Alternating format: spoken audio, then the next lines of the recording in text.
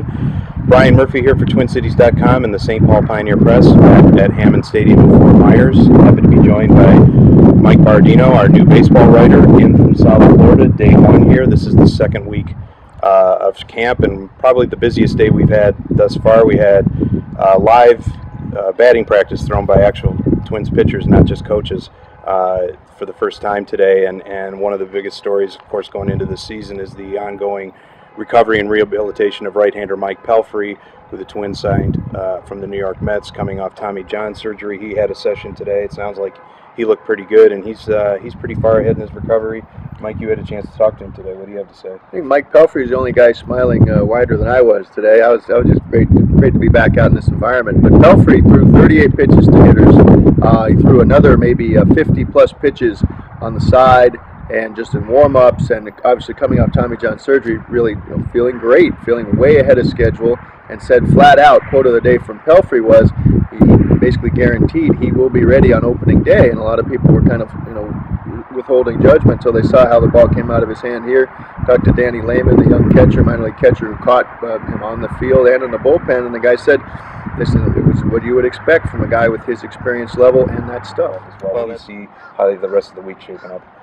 Well, I'm trying to get through day one, Brian. Let me get through day one. But it did seem like, talking to Gardy, that the B games are something they're going to add on as they move on. And they got 36 pitchers in here. Some of them are not fully ready to go, but it's a big group of people that need work, and a lot of new faces and just information gathering. And I like how Gardy's roaming the grounds here, trying to get a lot of these cases. It's a first look for him at some of these guys, not just me. This is your first day here at camp, and as the new Twins beat writer for TwinCities.com and the St. Paul Pioneer Press, coming over from the South Florida Sentinel near Miami. Why don't you tell us a little bit about your background and how you ended up here?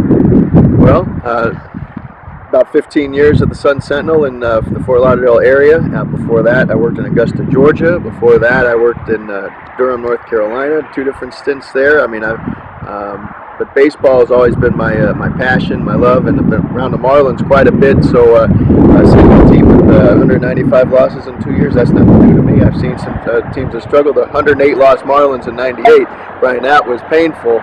But within 5 years, that same Marlin organization had transitioned from 108 losses to world champions. So it can be done. Many of those were the kids who suffered through that season. And my first job out of school was to cover the Durham Bulls. I was a Durham Bulls beat writer, but I was not in the movie. Well, welcome to the Twin Cities. Welcome to Fort Myers. Welcome to the American League. And welcome to the new beat. And I think readers, this guy's a pro. He's been around. He knows how the game is played, and he knows how to tell stories. And I think you'll be well served in the days and weeks ahead. So, signing off from Fort Myers. I'll be back in Minnesota probably opening day. It's Brian Murphy for Mike Berardino.